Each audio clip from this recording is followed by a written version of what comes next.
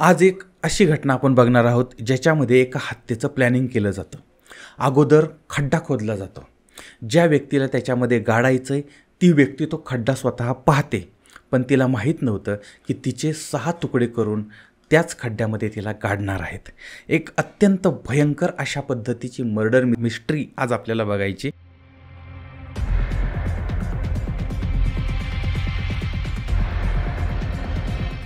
राजस्थानमधलं जोधपूर हे शहर आहे आणि त्या शहरामध्ये, त्या भागामध्ये, त्या परिसरामध्ये एक 50 वर्षाची अनिता चौधरी नावाची महिला राहते आहे।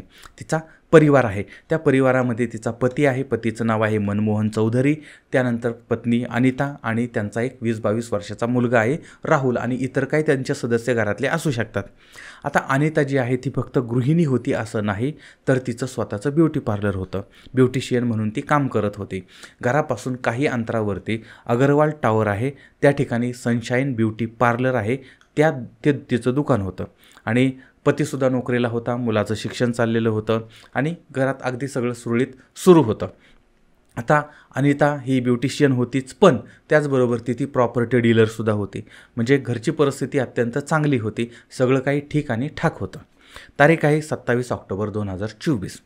आता सकाळी सकाळी ही जी अनिता चौधरी जी आहे ती नेहमीप्रमाणे घरातलं काम वगैरे आवरलं आणि त्यानंतर ती तिच्या कामावरती, दुकानावरती गेली होती, ब्युटी पार्लरला गेली होती। आता त्यावेळेस ब्युटी पार्लरला गेली आणि ते संध्याकाळ झाली तरीसुद्धा ती घरी आलेली नाही। आता यावेळेस मग घरी मुलगा होता, पती होते, त्यांनी वाट बघितली पण ती काय आली नव्हती। त्यानंतर मुलानं आईला फोन केला पण तिचा काय फोन लागला नाही, फोन बंद होता। आणि दोघांनी संपर्क करण्याचा प्रयत्न केला, संपर्क झाला नाही। संध्याकाळ झाली, रात्र झाली तरीसुद्धा ती घरी आलेली नाही। आता ही अनिता अचानकपणे गायब कुठं झाली?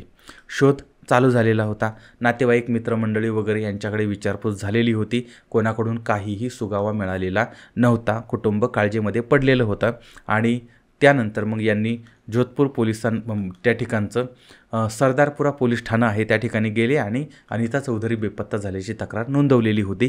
पोलिसांचा शोध नंतर सुरू झालेला होता, सगळ्या ठिकाणी तपास केला, शोध चालू होता, मात्र हाती काहीही लागलेलं नव्हतं। आता दुसरा दिवस उजाडला होता, 28 ऑक्टोबर 2024। पोलिसांच्या तपासाची चक्र गरागरा फिरायला लागली होती। आता या तपासाच्या दरम्यान अनिता चौधरी यांच्या एका मैत्रिणीचा अनिता यांच्या पतीला म्हणजे मनमोहन चौधरी यांना फोन आला होता। त्या मैत्रिणीचं नाव होतं सुमन सेन। सुमन आणि अनिता या दोघी अनेक वर्षापासून चांगल्या मैत्रिणी होत्या। आता अनिता बेपत्ता झाल्याची बाब सुमनला माहीत होती आणि अनितानं मनमोहन चौधरी यांना अनिता बेपत्ता होण्याच्या पाठीमागे शहरातला एक बिल्डर त्याचा हात असण्याची शक्यता आहे असं सांगितलं होतं। अनिता आणि तय्यब अन्सारी हे दोघंही प्रॉपर्टी डीलर होते आणि त्या म्हणजे तय्यब अन्सारी याचा हात असण्याची शक्यता त्यांनी व्यक्त केली होती। आणि पाठीमागं या प्रॉपर्टीवरून वगैरे यांच्यामध्ये भांडण झालं होतं, खटके उडाले होते। ही बाब सुमननं त्या पतीला सांगितलेली होती। आता या सगळ्यांमध्ये मग त्या पतीनं काय केलं, तो जो फोन होता तो फोन रेकॉर्ड केलेला होता आणि नंतर तो फोन पोलिसांना ऐकवलेला होता। पोलिसांना मग एक कसं असतं, इतक्या वेळ शोध चालला आहे पण तरीही काही पुरावा मिळत नव्हता, पण आता कुणीतरी संशयित मिळतो आहे आणि त्यामुळे मग पोलिसांचा पहिला संशय त्या अन्सारीवरती होता, तय्यब अन्सारीवरती होता। पोलिसांनी त्याचा शोध घेतला तर हा तय्यब जो आहे तो पाली या ठिकाणी होता आणि तो एक मोठा राजकारणी होता आणि विविध राजकीय पक्षामध्ये त्याचा प्रभाव होता आणि त्याच्यामुळे पोलिसांना आता त्याला तात्काळ ताब्यात घेणं अवघड होतं। पण पोलिसांनी मग सगळी चक्र फिरवली आणि त्याचा शोध घेऊन नंतर त्याला ताब्यात घेतलं होतं, त्याच्याकडे चौकशी केली होती, पण त्याचा काही उपयोग झाला नाही, कारण ह्या घटनेमध्ये माझा काही संबंध नाही वगैरे असं त्यानं सांगितलं होतं। आता तो पाठीमागच्या काही काळापासून अनिता चौधरी यांना भेटलासुद्धा नव्हता, संपर्कातसुद्धा नव्हता असं त्यानं सांगितलं होतं। आता त्याच्या बोलण्यावरून पोलिसांना विश्वास वाटत होता, पण इतर कोणी मग या गोष्टीच्या विरोधात होतं का किंवा अनिता यांच्या विरोधात होतं का किंवा अजून कोणी म्हणजे अनिता यांच्याबरोबर अजून कोणाचा वाद होता का याच्याबद्दलची पण माहिती घ्यायला सुरुवात केली होती। याच काळामध्ये पोलिसांनी अनिता चौधरी ज्या रस्त्यानं येतात आणि जातात त्या रस्त्यावरचे CCTV तपासायला सुरुवात केली. मग दुकानातले CCTV असतील किंवा रस्त्यावरती आजूबाजूला काही कोणी लावलेले असतील तर ते सगळे तपासत असताना याच्यामध्ये एक संशयास्पद हालचाली काही दिसलेल्या होत्या. म्हणजे 27 ऑक्टोबरच्या दिवशी दुपारी साधारण 2-2:30च्या सुमारास पिवळा सूट घातलेल्या अनिता CCTVमध्ये पार्लर बंद करताना दिसत होत्या. त्यानंतर त्यांनी टॅक्सी बोलवली आणि त्या टॅक्सीमध्ये बसून कुठेतरी निघून गेल्या होत्या. आता त्यांच्यासोबत दुसरं कुणीही नव्हतं किंवा त्यांना कुणीही टॅक्सीमध्ये बसा, गाडीमध्ये बसा वगैरे जबरदस्ती केलेली नव्हती. म्हणजे त्यांना किडनॅप वगैरे केलेलं नव्हतं. आता टॅक्सीचा नंबर पोलिसांनी मिळवला. त्यानंतर मग पोलिसांनी त्या सगळ्याची डिटेल काढली आणि टॅक्सी चालकाला शोधलं. त्याच्याकडे विचारपूस केली की बाबा तू अनिता चौधरी यांना सोडलं का अमक्या दिवशी अमक्या वेळेला. त्यावेळेस मग त्यानं सांगितलं की गाडीमध्ये त्यांना बसवलं होतं आणि शहराच्या बाहेर गंगाणा नावाचं भाग आहे त्या भागामध्ये त्यांना सोडलेलं होतं. आता अनिता चौधरी या गंगाणा या ठिकाणी कशासाठी गेल्या होत्या?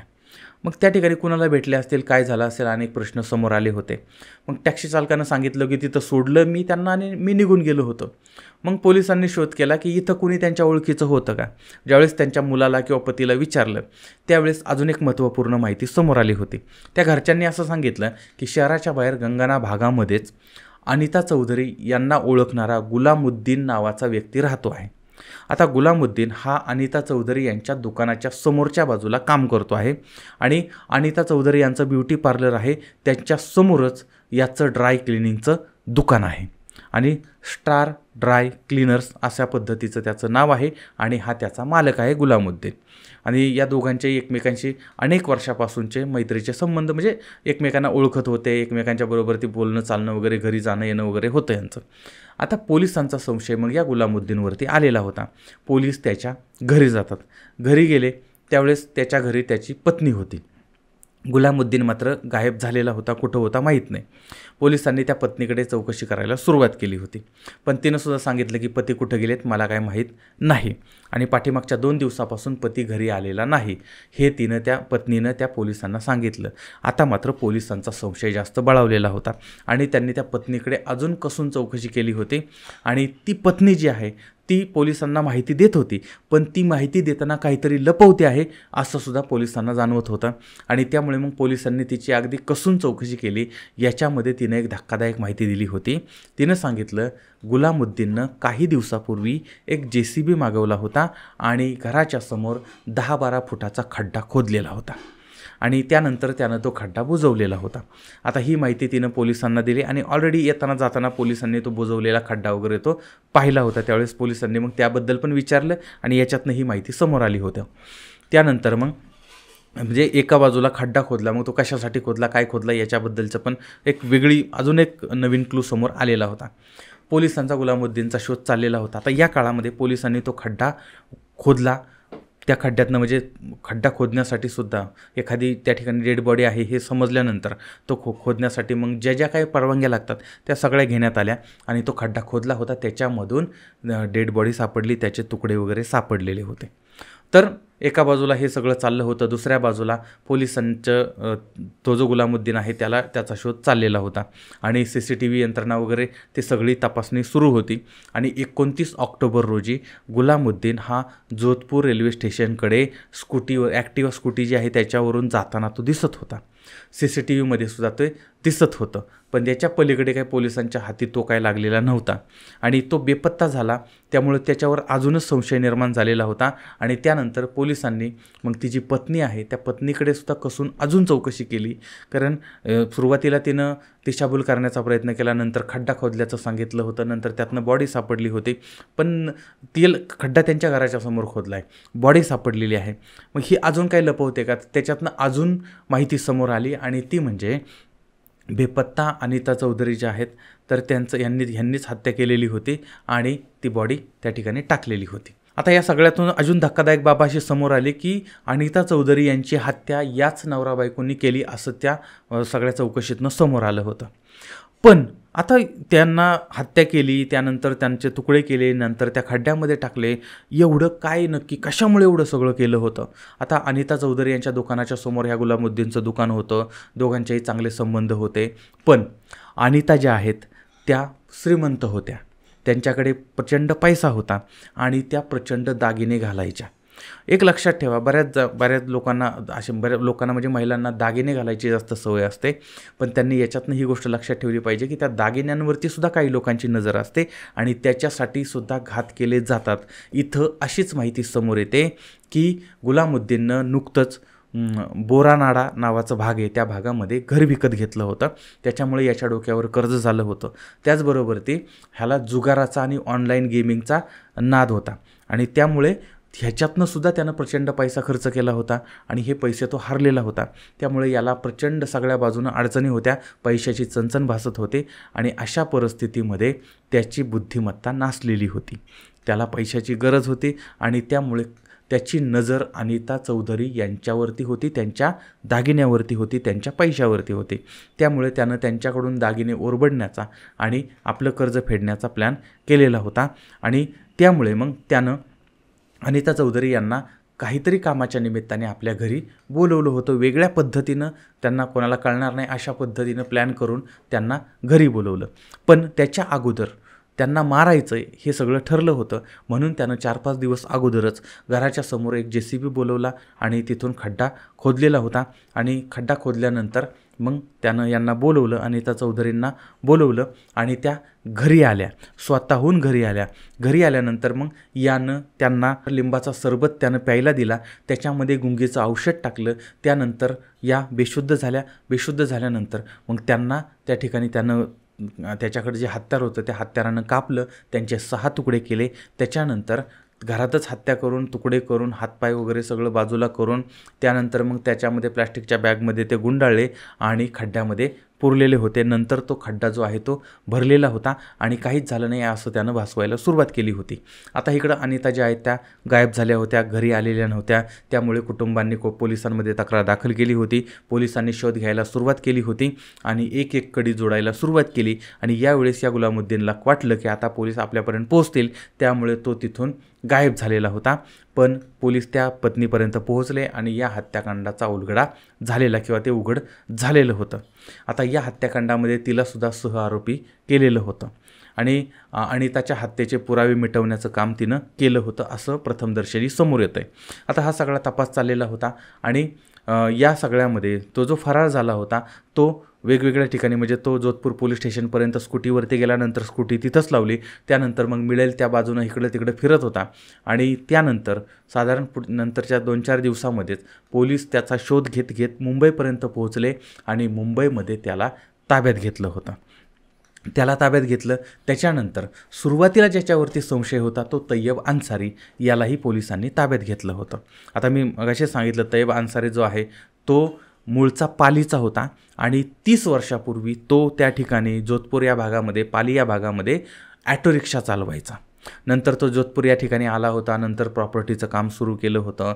नंतर प्रचंड वादग्रस्त वगैरे जमिनी ज्या आहेत त्याच्यामध्ये त्यानं तोडपाणी केलेलं होतं आणि त्याच्यामुळे मग त्याच्यातनं प्रचंड पैसा मिळवला होता. पैसा मिळाला की बरोबर आपोआप मान सन्मान वाढायला लागतो. त्या पद्धतीनं मग त्याचं राजकीय वगैरे पण वजन वाढायला लागलं होतं आणि मोठ्या लोकांच्या यादीमध्ये तो सामील झाला होता आणि त्यानं कमला नेहरू भागामध्ये सुद्धा एक मोठा बंगला बांधलेला आहे, स्वतःचं फार्म हाऊस बांधलेलं आहे. प्रचंड पैसा त्याच्याकडे होता आणि या सगळ्यांमध्ये तो अनिता यांच्याबरोबर ती पूर्वी प्रॉपर्टीचं काम करत होता. नंतर यांच्यामध्ये मतभेद झाले होते आणि अनिता यांच्या मैत्रिणीनं अशी शंका उपस्थित केली होती की तय्यब अन्सारीचाच या हत्येच्या पाठीमागे हात आहे. आता त्याचीसुद्धा चौकशी चाललेली आहे. आता हे सगळं जे प्रकरण आहे त्या प्रकरणाने राजस्थानमधील वातावरण तापलेलं होतं, म्हणजे तापलेलं आहे आणि आंदोलनं वगैरे चाललेली आहेत आणि पाठीमागच्या 8-10 दिवसापासून डेड बॉडी जी आहे ती एम्स रुग्णालयामध्ये पडून आहे. आता मी जेव्हा तुम्हाला ही घटना सांगतो आहे तर त्यावेळेसची ही सिच्युएशन होती. त्यानंतर त्याच्यामध्ये काय बदल, ही स्टोरी तुमच्यापर्यंत येईपर्यंत काय बदल याच्यामध्ये होऊ शकतो, त्यामुळे तपास चालला आहे. काही वेगळी नवीन माहिती अपडेट असतील तर ते आपण नंतर बघूया. पण अनेक प्रश्न या ठिकाणी उपस्थित होते किंवा उपस्थित झाले होते. याच्यामधला पहिला विषय होता तो म्हणजे या प्रकरणात दिसणाऱ्या सोन्याच्या दागिन्यांसाठी हत्या हे कारण दाखवलं जातं आहे, पण हेच कारण या पाठीमागं आहे का? जर हे असेल तर तय्यब अन्सारीचं नाव समोर काय येतं आहे आणि असं काय होतं अनिता यांच्याकडे की तय्यब अन्सारीनं हे सगळं घडवलं असावं? पुढं प्रश्नचिन्ह आहे. मग संशय आहेत ते ताब्यात घेतले, चौकशी चाललेली आहे. आणि याच्यामध्ये अजून काही मोठी मासे मोठे माणसं याच्यात काय हात आहे का, हे याच्याबद्दलसुद्धा हा प्रश्न मोठा समोर येतो. आता दुसरा प्रश्न येतो की अनिता यांच्या मृतदेहाचे 6 तुकडे केले, चॉपरने वगैरे त्यांच्यावरती हल्ला करण्यात आला, कापण्यात आलं होतं. पण हे स्पष्ट होत नाही की अनिता यांचे तुकडे बेशुद्ध झाल्यानंतर केले की ते शुद्धीमध्ये असताना त्यांना मारलेलं होतं. त्याचबरोबर ती अनिता चौधरी यांची हत्या लुटीच्या इराद्यानं झालं असं प्रथमदर्शनी कळतं आहे. पण गुलामुद्दीननं त्यांना पैसे घेऊन बोलवलं होतं का, त्यांच्याकडे तेवढे पैसे होते का, आणि असं त्या CCTVमध्ये वगैरे दिसतं की एवढे दागिने जाताना त्यांच्याकडे बरोबर नव्हते. म्हणजे जर त्या बाईकडे दागिने कमी असतील किंवा काही थोडेफार दागिने तिने घातले असतील तर मग दागिन्यांसाठी तिचा खून झाला अशा पद्धतीनं कसं काय म्हटलं जाऊ शकतं. तर हा सुद्धा प्रश्न आहे. मग खून नक्की का झाला. त्याचबरोबर ती अनिता ह्या जेव्हा ॲटो रिक्षामध्ये बसलेल्या होत्या त्यावेळेस त्या ठिकाणी गुलामुद्दीन ॲक्टिवा घेऊन आला होता आणि अनिता रिक्षामध्ये बसल्या आणि त्यांनी सांगितलं की ह्या ॲक्टिवाच्या पाठीमागे चल. याचा अर्थ असं का झालं की त्या मग त्या ॲक्टिवाबरोबरच का नाही गेल्या. म्हणजे त्याच्याबरोबर जायचं होतं ते त्याच्याच गाडीवरती गेल्या असत्या, पण त्याची गाडी पुढं चालली होती आणि ह्या पाठीमागं चाललेल्या होत्या. तर अशा पद्धतीनं पण म्हणजे आता हे सुद्धा संशयास्पद आहे. त्यानंतर अनिता यांचा मृतदेह ज्या कपड्यामध्ये मिळाला ते कपडे आणि अनिता रिक्षामध्ये बसताना ते जे कपडे त्यांनी वापरले होते ते कपडे हे वेगळे होते. म्हणजे त्यांचे कपडे चेंज करण्यात आले होते. तर म्हणजे CCTVमध्ये ते पिवळे कपडे घातले असं वाटत होतं, दिसत होतं, पण नंतर मात्र ते बदलले होते. पण ते का केलं होतं, तर या सगळ्याचा अजून खुलासा व्हायचा आहे.